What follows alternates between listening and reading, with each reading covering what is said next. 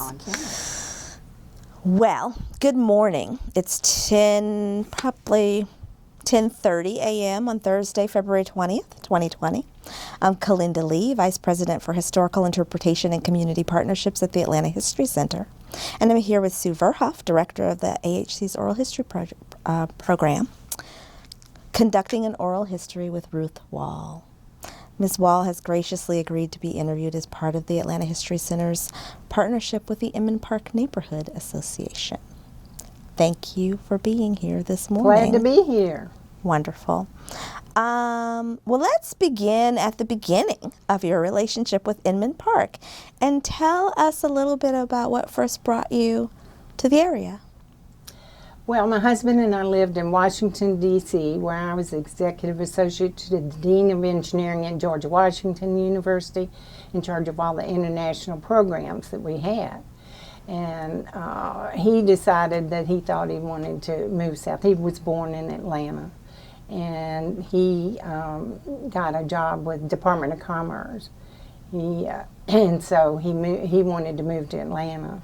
So he just told me one day, I'm leaving, I'm going to Atlanta. And I said, oh, well, thank you very much. We'll see whether I join you or not. And I ended up joining him. And thank goodness I did. I just love Inman Park. We went through it wasn't Easter, it was a fall. And the trees were magnificent. They were just gorgeous colors. And I said, oh my goodness, this is my neighborhood. Now that was in '78, which is not like it is today, as you know.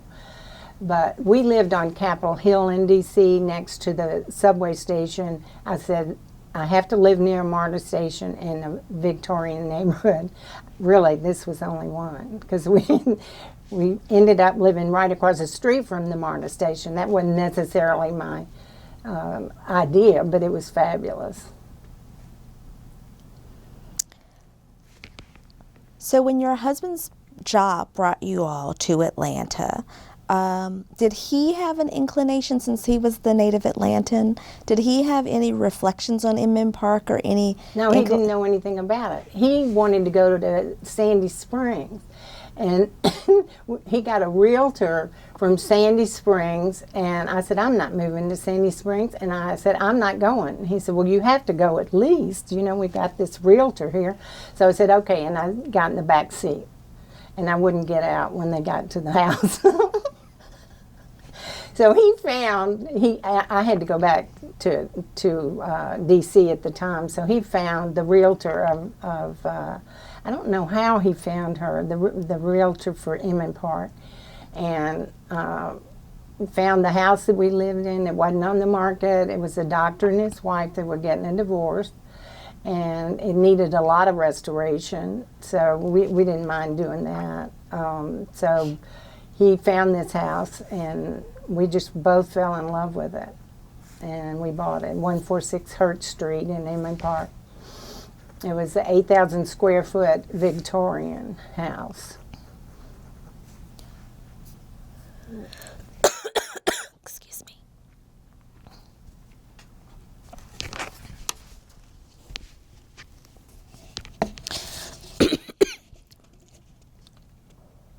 I told y'all we needed martinis. Sorry about that. Okay. So, you shared with us your first impressions of the neighborhood, what it was like to come through and look at the trees and look at the houses. What about the feeling of the neighborhood? What were neighbors like? How did you find your first few years in Inman Park? How would you characterize it? Well, we looked in Druid Hills too, and when we were there, we were looking on Fairview, and the realtor said, there's a highway maybe coming through the back of the neighborhood here in Druid Hills. And so I said, oh, well, thank you very much. I don't think I want to be in this house. So then we went back we had looked through Inman Park. We wanted to look in the in-town neighborhoods, and we went back, and like I said, the realtor found this house. It was not on the market, and so we made a deal. Now, it was right across the street from the MARTA station, and this is where the highway would be going. So instead of me having it in back in Druid Hills, it would have been in front of me in Inman Park. So I knew right away I needed to get going, working on stopping this road going through. That was a priority. That was in 78, 79. I became, several people asked me to be president of Inman Park. I said, no, I've got a lot to do. I can't. But I ended up being first vice president with Joe Drolet being president. And he was the one who got me really involved to meet John Lewis. And then several attorneys from Virginia Highland called me and said, we've got to go meet. This is when Andy Young was running for mayor. Ruth, we've got to go talk to him and get him to commit to be against the road. And of course we did meet with him. We had lunch with him. Oh, sure, I'm going to be against the road. I'm going to be against the road. And so we felt really good about it. And then, of course, once he got in office, they convinced him, Jimmy Carter et al., to be for the road. So it was really funny. They called me one day because I knew a lot of his people because I'd been working for him. We had parties for him. And they called me and said, now, we've come up with a plan for the highway. We want to have it presented at your house. And can you get all the neighbors together? I mean, all the neighborhoods, you know, because we were with Cannon Park and Druid Hills, we were trying to get involved. I forget where they showed up, but we probably had 150 at my house. And he comes in with his entourage. He came in a helicopter in front of my house. He landed in the MARTA parking lot. And they just came across the street, came in, did their presentation. And then one of the guys from Cannon Park said, "You're nothing but a whore." Because he had changed his mind and he wanted this major highway coming through our neighborhood. And so I ran in the back. No, I was not. But I mean, that was it. That was war. So we knew that we had something that we had to deal with right away. And that was in 81. And then Caution was formed in 82.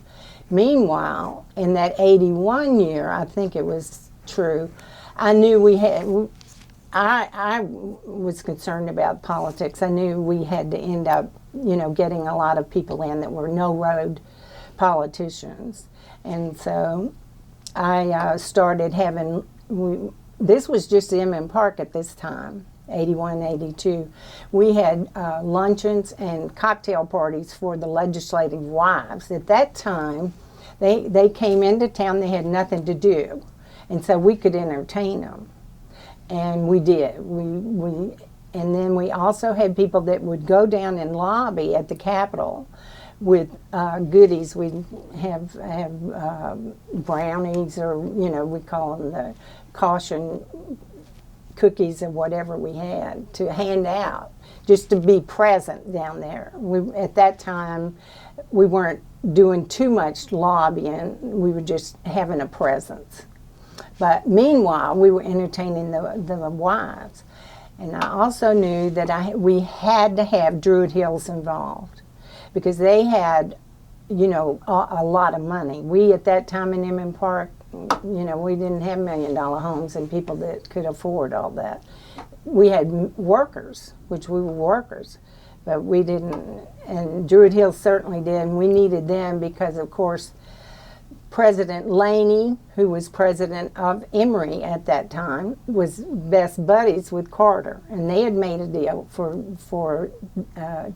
to have part of the Carter Center as Emory. So I started knocking on doors on Fairview and saying, "It's coming behind your house. You got to get involved." And that's how we started out, getting Druid Hills involved.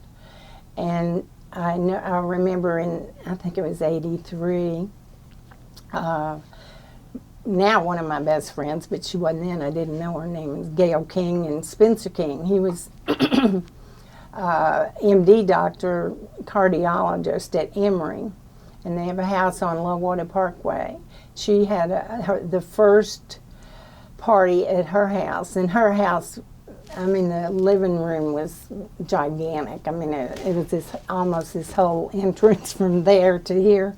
And I walked in and I saw it was full. And I just started crying because I knew we had won. That was a sign that we had won this fight because we needed Druid Hills so bad. But Spencer ended up getting over 300 signatures for us against the road from doctors at Emory. And they went against Laney, and with their money and their help, then also they started participating with us. I had got them in on lunches. It would be Inman Park and Druid Hills having the cocktail parties for the legislators or, you know, whomever. The wives would come. One year we had, it was at the Candle Mansion in Inman Park, and it was snowing. We were having a luncheon because, of course, they're there in January, and it was snowing. So I said, "Oh my goodness," because we'd have cars or buses, not buses. We'd have nice limousines to go pick them up, and we couldn't get them to go because of the snow. Well, I said, "Oh Lord, we're not going to be able to have anybody here." And honey, we were there, and the wives came on MARTA, and in their furs, y'all. It was hilarious. I mean, we must have had 25 people. They all rode on MARTA down, and they were from all over Georgia. You know, the governor's wife was the one who led them. So that was Joe Frank Harris, I think, at that time, Miss Joe Frank. So that was a fabulous time. And then, so we continued having those, and I think it made a difference. We ended up electing over 67 no-road politicians in our road fight. And, of course, John Lewis, my baby, he was always with us. That was the funny thing when Jimmy Carter, you know, John worked for Jimmy Carter, and he went to Washington with Carter when Carter was president. And when Jimmy Carter wanted this highway through, you know, our horrible neighborhood, he called John on the phone, and John was on city council at that time, and Bill Campbell had just been elected from our neighborhood. I got him to move in the neighborhood and got him to run for city council. And he was good friends with John. I think they shared an office actually. But Jimmy Carter called John Lewis and kept him on the phone all night long saying, you know, you worked for me. You really need to support me instead of the neighborhood. And John, no, all night long. Jimmy was so upset with John. And then poor Bill Campbell, like I said, he was a first-year council person, and here the ex-president of the United States calls him up and gives him a hard time about supporting him. But he stayed with us, and both of them, you know, voted on council to be against the road. So we, of course, had to have a big party for him and thank him profusely. But John is always, and Bill Campbell did too. He stayed with us. But we ended up electing 67 politicians, and we elected Lear Collins, who ended up being Chief Justice of the Supreme Court. I always said we had to get somebody in the Supreme Court in case we had to go back, because we were constantly in lawsuits and fighting and going to court all the time. So that worked out real well. But it's been a saga, that's for sure. And we had legal fights. We were always in court. We'd win some, lose some. What another interesting thing about this, the people, see, I was Caution was a 501c3, so they couldn't really do political work. So, which was fine with me because I like to work on my own anyway. So, I was. I mean, I wasn't the only one doing it. A lot of people were helping me, but it wasn't. We couldn't say Caution was doing this. And so what we would do is just have all these parties for all these politicians, and they stayed with us, throughout the whole fight. But one thing is that it's funny, we always had to have a good time. And most of our, not most, but a lot of our Caution gang, the presidents and all, were we all Sagittarians. And so we always have a Sagittarian party every year. And because you have to have fun in the middle of all this. I mean, there was a lot of chaos. There was stress and strain. First thing we do in the morning, get it, and the paper would come at 5:30. I'd go out there and get it off the porch and read the obituary section, because all of our stuff was always in the obituary section. And so I'd call Gail Waldorf, who was vice president, Richard at that time was president. And we'd look at the paper and figure out what we need to do that day, and we'd call Richard on the phone, and Heather would say, "He's in the shower, Ruth." And I'd say, "Well, get him out of the shower. We have to talk to him right now." And this happened all the time, but we're all still real good friends. And so it was fun, but it was worth it, because look what we have now. We saved a bunch of neighborhoods in the process, because Old Fourth Ward would have been destroyed, Inman Park would have been, Candle Park would have been, and Druid Hills, part of Druid Hills would have had the highway going through there to Ponce de Leon. So the Olmsted Parks would have been destroyed. So we feel good about that.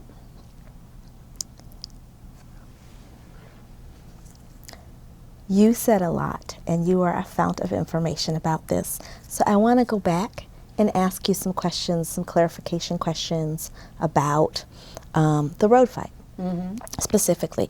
So just to clarify exactly what it was, can you talk about, I know that you came to the neighborhood and this was on the table, so you were immediately pulled into the conversation in the fray. What was your understanding about exactly what was planned had the road gone through? So, for example, what you were fighting about was this plan. Well, it was a major highway going directly from the airport to Ponce de Leon through all of our neighborhoods. Old Fourth Ward would have been destroyed. We would have been destroyed. Inman Park would have been destroyed. Wouldn't have been anything like this. A four-lane highway going through. And then Candle Park, and then, like I said, Druid Hills and Olmsted Parks. And that's why, I mean, we ended up having 4,000 or 5,000 volunteers. I mean, it was major what happened. And all the neighborhoods, and we didn't have social media, any of this. We had to get on the phone and call people, or knock on doors, pass out flyers, raise hell, whatever. We'd always do that. So, and look at what happened. I'm sure you've interviewed, Danny Feig. Well, he's not in town now, but anyway, the roadbusters. You need to get them. They were not part of the caution, but we coordinated things with them. And they were the ones who, when DOT decided they'd cut down trees in Shadyside Park, and they parked an old car there and stayed, and it was snowing and everything when they came to cut down trees. And roadbusters, with John Lewis leading the fray, just said, we're not going to do this. And they sat down there and protested. And then I wasn't part of that at all. I was there, but I didn't participate. They had people in the trees, and they started cutting down the trees and, putting them in the paddy wagons. I mean, this got serious. And we had to go, get them out of jail, and, we just did everything. It was a 24-hour event most of the time. I mean, we slept some, and I didn't have any children, but we were talking about it coming over here. All the kids, a lot of the kids are in politics right now. Look at John Ossoff. That's Richard Ossoff and Heather Fenton's son. He grew up in Inman Park, and he's running for Senate right now. Brilliant man. And then Kathy Bradshaw's 2 children are in it. Gail Waldorf's daughter is back in Washington with Lucy, and her chief of staff. I mean, it's really interesting how many kids are now involved in politics because they were all there with us all the time. So you had a number of kind of city planning,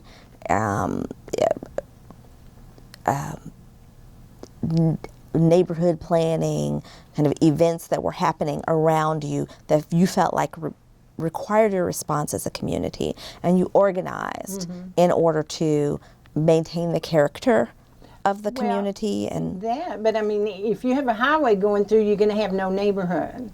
So we did. They did downzone our neighborhood. It had been apartments, houses, like my house. I don't know whether my house necessarily was broken into apartments, but a lot of our big houses were, 4 or 5 apartments in them.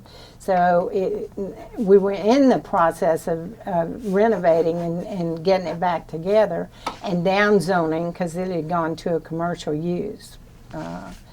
So that all was going on. I wasn't in that because I had over 300 parties at my house. Now this is over a 10-year period, but I mean, we were busy doing other things. But there were people in the neighborhoods, both in Druid Hills, Inman Park, and Candle Park, that were working on that. I just, I wasn't doing that. I was concentrating on parties and getting people elected because that's who makes the decisions. So it was critical to me to get those people in there, and I'm still doing that today. We've had, since I've been back after we sold our house. My husband moved to Biloxi. He's always saying he's moving, and I have to stay. I had to stay here after he left. In 2001, we sold our big house, and I bought a triplex. I was doing the John Lewis sculpture piece. That was thanking him for all he's done, for everything he did for us, and that took 9 years to do that because we had lawsuits about that. We had to, fight Jimmy Carter. He didn't want it in the place we wanted it, which had been designated for us after the road fight and after the settle agreement. There was a triangle in front of the Carter Center that Jimmy didn't want. And so our negotiators, Al Caproni and Kathy Bradshaw, said, well, we'll take that.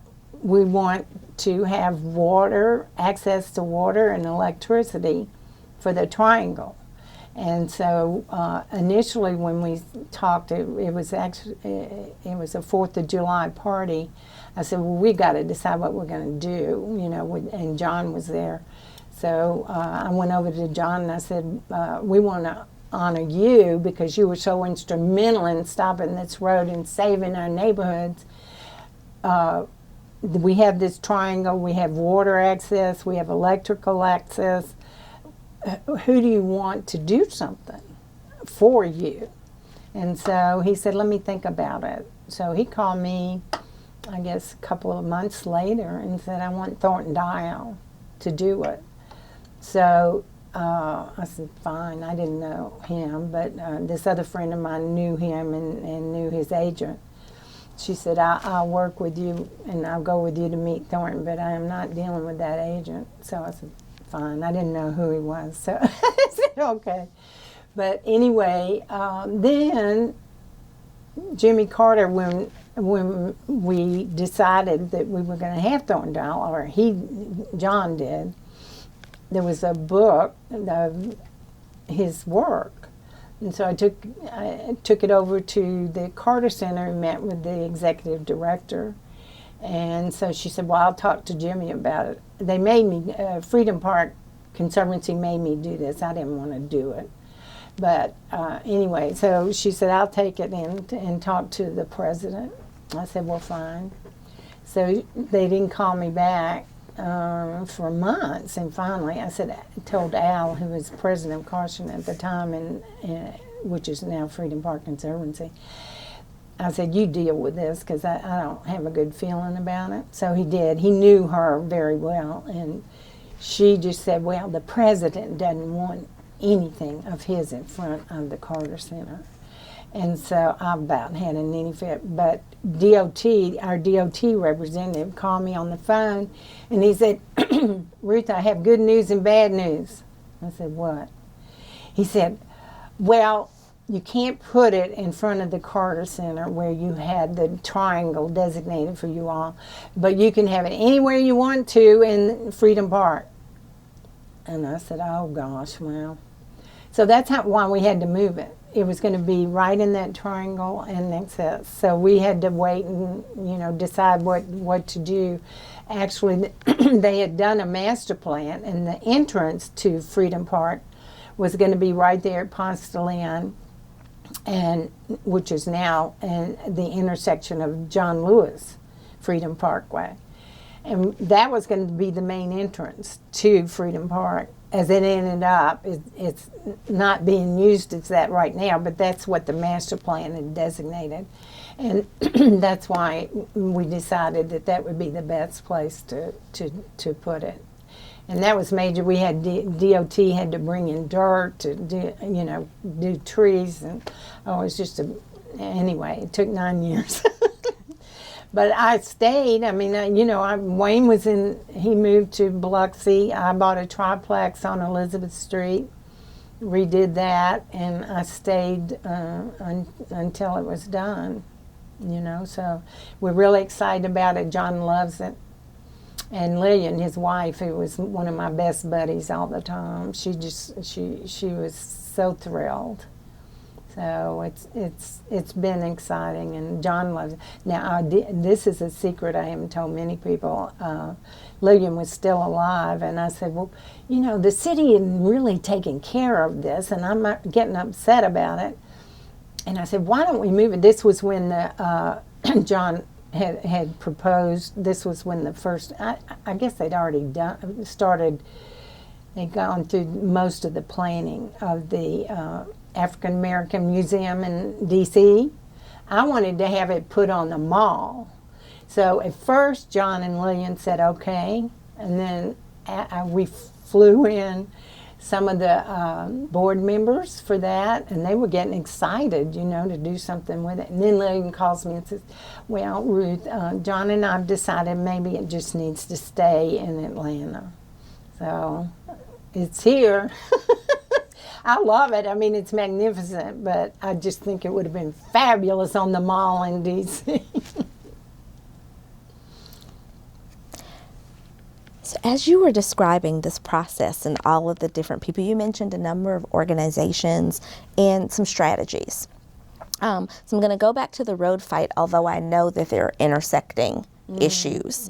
You mentioned Caution. You mentioned Roadbusters. You mentioned the Freedom Park Conservancy.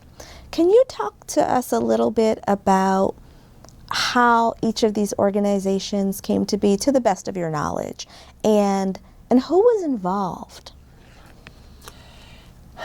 Well, Caution, it was 9 neighborhoods that came together after we knew that this highway was proposed.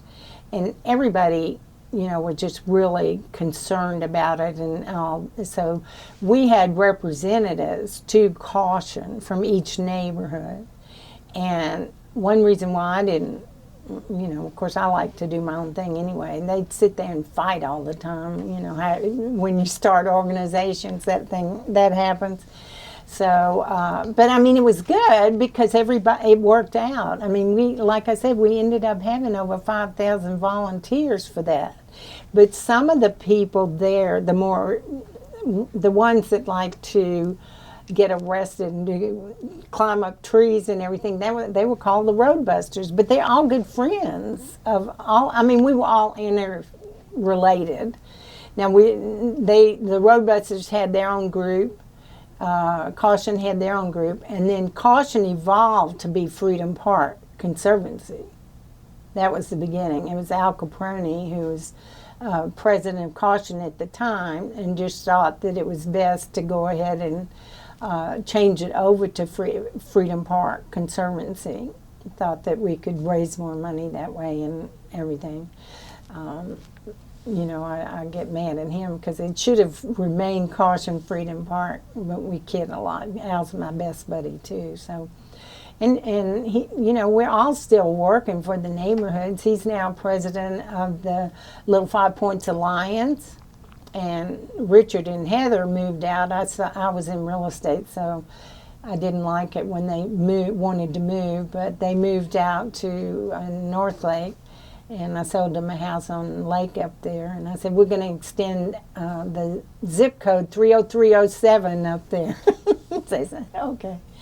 But, we're all still real close. We had a Sagittarius party just this last December. So, reunion, we were trying to get everybody back together and have a good time with all the strippers and everything. Like I said, we liked parties. So if I'm following, there were a number of issues that were of concern to the community. A number of different entities were formed to specifically focus on each of those issues, but there were intersecting people, or people who were involved in and out. Well, like roadbusters, if they wanted to do something, they'd let us know so, we could be there to help them out or be part of the group. We didn't get arrested. I never got arrested, but, a lot of our neighbors did, in Inman Park even, and Candle Park and Lake Claire, and Druid Hills didn't, I don't think they got arrested, but. So when you talk about the Conservancy and the shift of Caution to Freedom Park Conservancy, one of the things I think I'm hearing, but I want to check in, is that first we have a fight to try to stop this road. Then as a compromise is struck, but ultimately the road in its original design was not no exit ramps and no nothing. It was horrible. It'd be like 75, 85 through our neighborhoods. It would have destroyed them. We wouldn't have been here. We wouldn't have been here. I wouldn't be with you today. So as you're talking about that process, one of the things that you mentioned was at various points in time feeling like we've won or we're close to winning, but that this fight continued with lawsuits and even with the anticipation of continued lawsuits. Can you say a little bit about that so we understand what you mean? Well, I think that you have to always have a positive attitude. You can't say, oh, we would get real upset. We'd go after, one of our best lawyers was our best friend. We'd go out after he lost the court. We'd go drinking lunch and yell and scream. But we never gave up. I mean, we could never give up because it would have been the death of the neighborhoods. And we felt so strongly about it, there was no way that we would have been able to ever give up. And I will tell you this, Tom Moreland was DOT commissioner, and he was the most powerful man in the state of Georgia when we first started this road fight. And he would, fight with us all the time. He would send he said, well, I'm starting this road, and so he'd send his crews out and all that, and we'd stop and we'd do injunctions, we'd do this, that, and the other. And I never went to the DOT meetings much because that was a meeting. I didn't want to go. So one day, the president called me up and said, I can't go today, because we always had somebody going to the DOT meetings, because we never, they always would do something we didn't want to have done. And so Gail called me and said, Ruth, I can't go today. Would you go to the DOT meeting? And so I said, well, I can go today. And I went, one other friend went with me, and we walked in. There was Tom Moreland walking in with us, and he said, hi, hi. And we said, hi, hi. And he went in, and he said, he got up to the microphone, and he said, well, I'm retiring today. And and then he looked over at us, and he said, these are we've never had anybody that has challenged us like you all have. And we really appreciate it. And I looked around, I said, is he talking to us? But, I mean, he said, we've never had people like you all. It was amazing. It really was. And he, that was very much a compliment, I think, to our organizations and all we did. So that was meaningful, very meaningful. So I was glad I was there that day. In the wake of the road fight, what do you think have been the most significant issues facing Inman Park? Since the road fight? Mm-hmm. Well, there's always something going on. We have encroachments happening. We are on the register. We do have historic zoning, but we have politicians that have gotten in there that are trying to change things and let things sneak by. And so we're constantly having, to deal with that. And I mean, we have parties for new politicians and new council people, and we just had dinner with the president of council last week.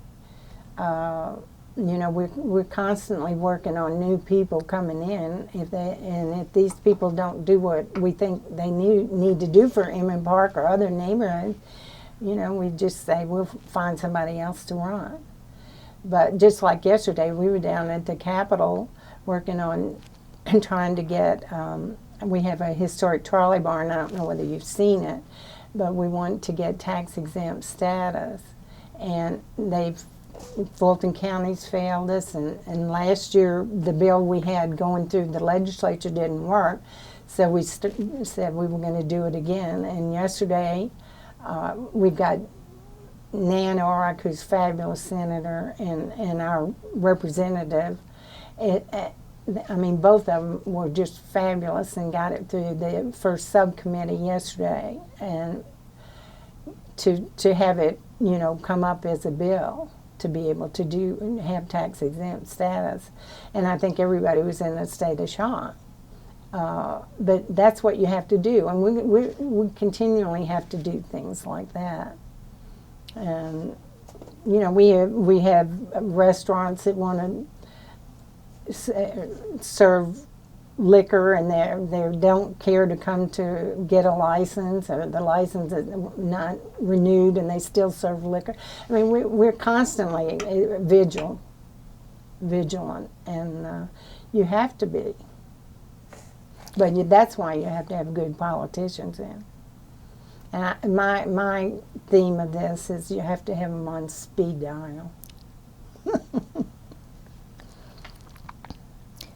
So I gather very clearly from this interview thus far that an area of major focus for you is thinking about how you make change by being politically involved, by supporting candidates who come to your aid, or whose ear at least you can get, and by 24 hours a day, and by being really clear in maybe repudiating isn't too harsh a term, those who are not speaking to your interest.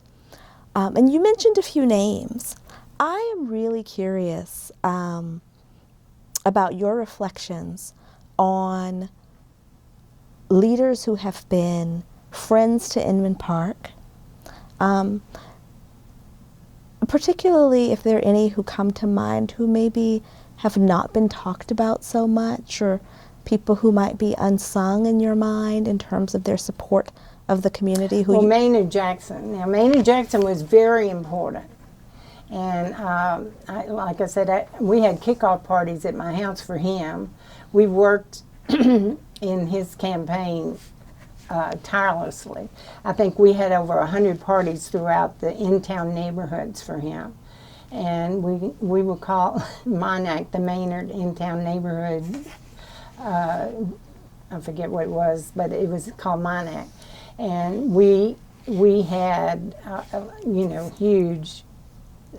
I probably worked 24 hours a day on that for that man. He was so fabulous, and I'm sorry I haven't brought him up. I mean, he's my mayor. He's fabulous. He was wonderful, and we would talk every morning on the phone. He was an early riser, and so we would communicate and to figure out what he was going to, what parties he was going to do and what he wasn't going to do. And he was so wonderful, so wonderful, and it's just really a shame that we didn't have him. We only had him that one term. He said, he told me, he said, the doctors have said I'm just not going to make it, and so I can only do one term. But he was the one that really was instrumental. He got in there, and the first thing he did, they called me on the phone and said, Ruth, you got to come down. We're going to have a resolution. We're introducing the resolution to stop the road. And I said, well, I didn't mean y'all had to do it the first council person time meeting. And they said, get down here. And he did. I mean, and of course, he got everybody to sign that. He went to ARC to remove the road from the ARC commitments. And y'all didn't want me to have my little book, but I sent him a outline with Richard Ossoff, who was our caution president at the time, what he needed to do. I'm telling Maynard what to do, so I sent it to him, and he called me up and he said, all right, I got it. Y'all better come, though. Y'all have to come to the meeting. And we did, and he got everything done, even without my information. But he was wonderful. I mean, he was a man of the people, and he loved Atlanta. He loved Inman Park. We tried to get him to, the Candler Mansion in Atlanta, I had it on the market, and so I said, why don't we make this be the mayor's mansion? And he said, that'd be great with me. You just have to raise the money. we didn't accomplish that, but he wanted to move to Inman Park. John Lewis did too. But anyway, no, Maynard was my mayor.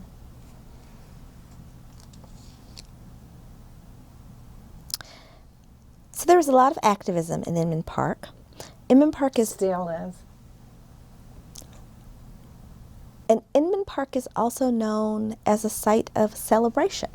Mm-hmm. You talked about throwing parties for politicians. There definitely seems to be an air of celebration and a kind of jovial spirit. I think the thing that people think of most often, people outside of the neighborhood, when they think about celebration, is the festival. Right. Do you remember your first Inman Park Festival? Oh, sure. We my house on Hurt Street, across from the MARTA parking lot, was, the parade came by my house. And, of course, I had to have a festival party for politicians. They were in the parade, and then some weren't in the parade. So we always had a party at my house and to view the parade. So I don't know what year that was, but, I started working on politicians early on. Of course, Bill Campbell lived in the neighborhood. And John Lewis was always in the parade. And they would come and park at my house. At that time, it wasn't as big a parade as it is now.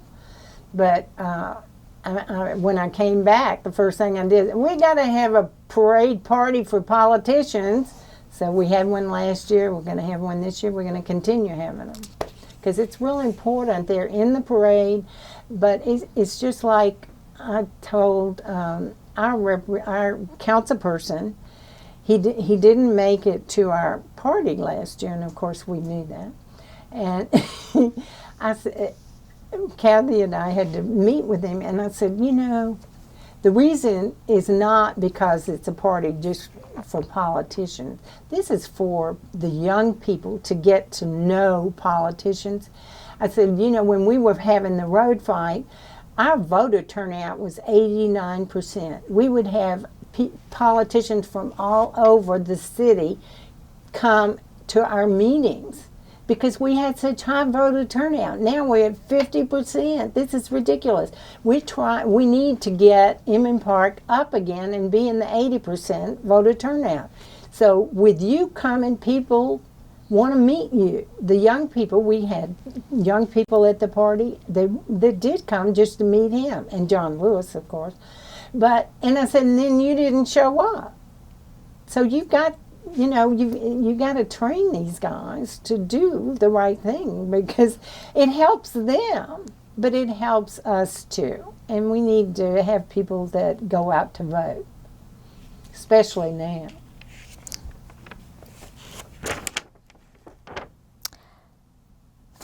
You've talked about political leaders. Before we leave this conversation about leadership, I want to note that you've also dropped a lot of names of people who have been grassroots activists or lend themselves to your efforts in other kinds of ways.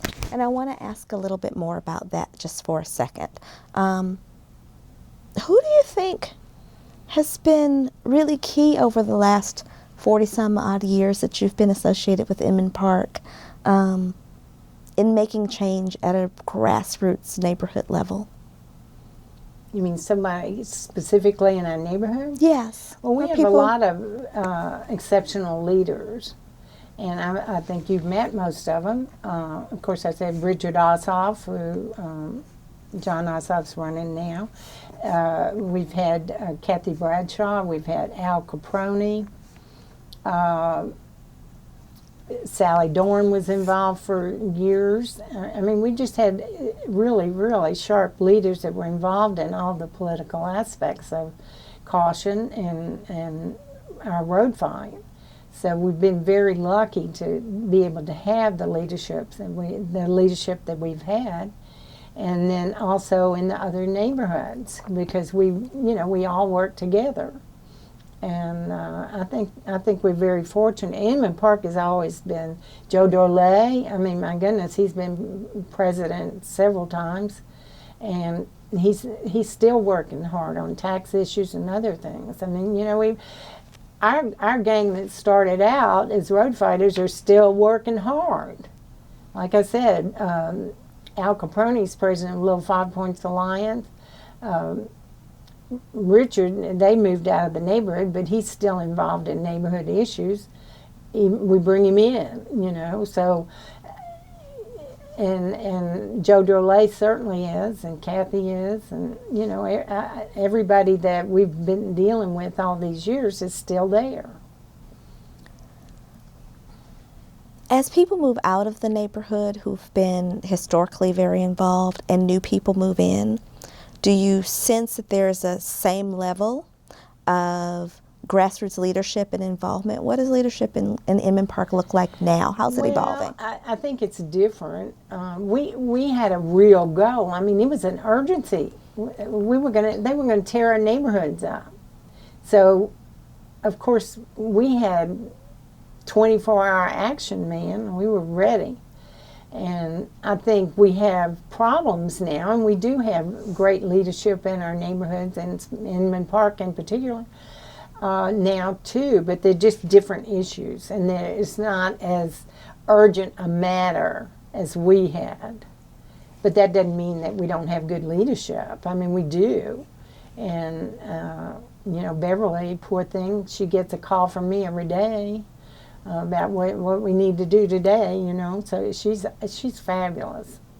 And Christy and other people that are on officers are doing an outstanding job. It's just a different time and different issues. What do you think is the most urgent issue for Inman Park right now? That's complicated because, of course, you're asking me, the one that gets the politicians in there. That's what we need to do, because we need, to me, urgent is voting. I'm very, very concerned about that.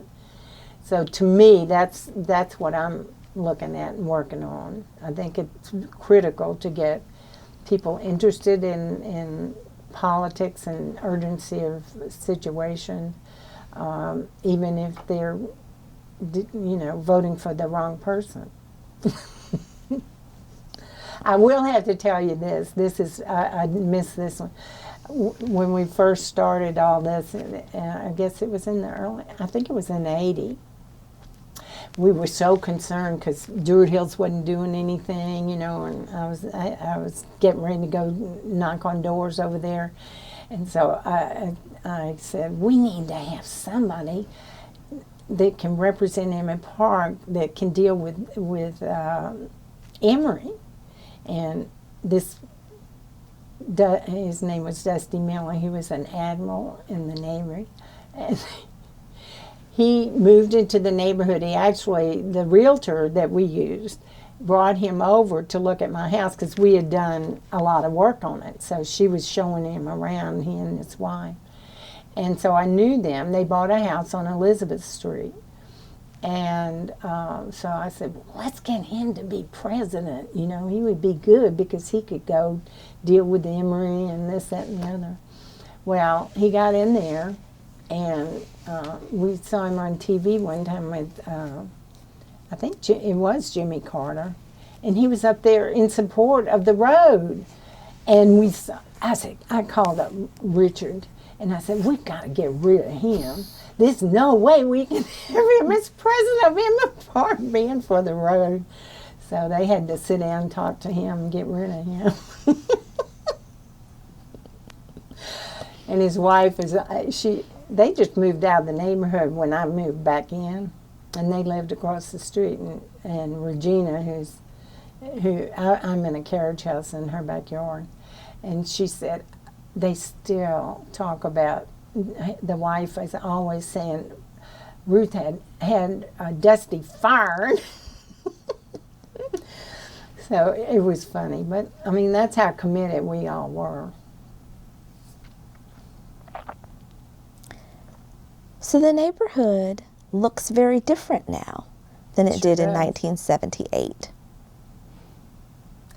Well, we fought the road from 80 to 90, so in that whole time it had had some transition. I mean, I ended up selling my house on Hurd Street for $1 million. I bought it for $72,000.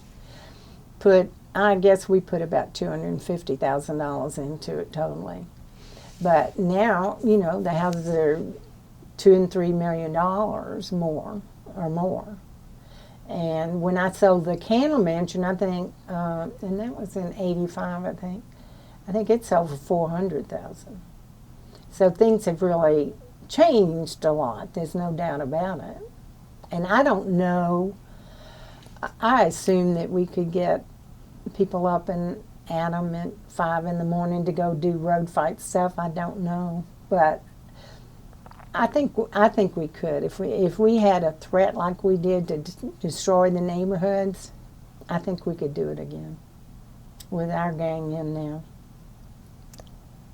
How do you feel about the changes that are visible in the neighborhood, the development that has happened, the not just increase in property values, but the kind of shift socioeconomically of the neighborhood? Well, you know, I always have a story, and when I bought the house, the triplex on Elizabeth Street, it overlooked the Meade property that's on, it was on Austin Avenue in the back. It was about 27 acres. And Meade, we had worked really closely with Meade, particularly at festival time, to have parking over there. They were going to close it down. The first thing they did, now this is fabulous, they came to us and said, we want you all to help and participate in picking out the developer that will be satisfactory to you all. I mean, who's ever heard of that before? So, of course, we organized a little group, and we met at Danny Fikes right there at the site. He had, his business office was right there. There were about 10 or 12 of us on the committee that were interviewing different developers. And we ended up with the one that we had. And it was funny because, of course, I had to have parties. And I had, my back unit that I was in overlooked the Meade property. And so we decided to have a party for the developers, the ones that we thought we were going to have, wanted. And one of them, of course, we were drinking and having a good time. One of them came up to me, I know what you do. I said, what? And he said, you get us drunk so we do whatever you want. I said, oh, sweetie, you're so right. You know, and so, I mean, that was award-winning. And the only thing I really wanted, this is funny too, because I wanted to have this other friend of mine said, you've got to have a water feature out there. So that was every time we met with all the developers, I had to have a water feature. And that was, you know, Ruth has to have this water feature right there. And we do, and it's wonderful. So, but I mean, it's made, I don't know, it's gotten how many awards statewide and nationally too. So we participate in things like that, zoning-wise, you know, and getting them all over to get drunk and do what we want. What is your hope for Inman Park? You've been involved, of course, you left and you came back again, but you've been involved in Inman Park for more than 40 years. What do you see for the next 40 years? What would be your heart's desire for the community? To get voting up to 90%. I mean, it's critical for not just Inman Park, but for the city of Atlanta and for the state of Georgia and the United States. I've been, you know, politically very involved forever, and so that's important to me. And I think that if you can get good politicians in, then you can help, of course, your neighborhood, your city, and the state. And I just think it's critical. And we've been so fortunate to have like Maynard and Bill as mayor, and John Lewis has just been unbelievable, as you know. I mean, he's not just our baby, he's everybody's baby. And we're just so fortunate to be able to have him. And I talk to him every week, and he said he's doing good. And last Wednesday when I talked to him, his voice was very strong, and also we're thrilled about that. And that's my hope for Inman Park, that we can continue having outstanding political leaders. So you made reference during this interview to some things that you brought with you, and I think some facts and ideas that you wanted to share during the course of this interview. So I want to make time for that now. Are there other things that you'd like to talk about that you were not asked, or anything that you'd even like to show us? Well, I just brought my book of the road fight so I could recall. I'm almost, 80 years old, so thought I might need a little help, but because you were such a good questioner, I was able to get through it, I think. I think you got me to cover most everything. I really appreciate it, and thank you very much. You're welcome in Inman Park, and certainly at our parties anytime. Thank you very much. I will be coming. You'll be running for mayor next. Will you sign up today? I mentioned in my intro that I'm here with a couple of colleagues, and before we close, I'd like to ask if they have questions that they'd like to pose as well. I think I'm good. I think I'm good. I almost want to just say, I